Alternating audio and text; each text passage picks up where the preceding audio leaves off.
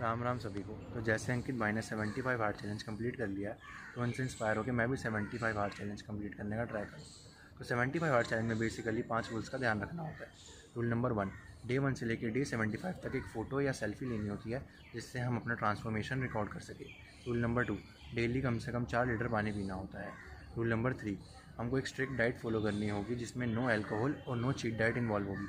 Rule number 4, दिन में 2 workouts करने होंगे 45 मिनट्स के, जिसमें एक आउटडोर होना ज़रूरी है। रूल नंबर 5, एक नॉन फिक्शनल बुक पढ़नी होगी, जिसके लिए मैं पढ़ूंगा श्रीमद् भागवत गीता। तो देखते हैं मैं इस चैलेंज को कंप्लीट कर पाऊंगा या नहीं, और इसके जो भी अपडेट्स होंगे यूट्यूब शॉर्ट्स और इंस्टाग्राम रील्स के थ्रू मैं पोस्ट कर दूँगा। जय श्री राम।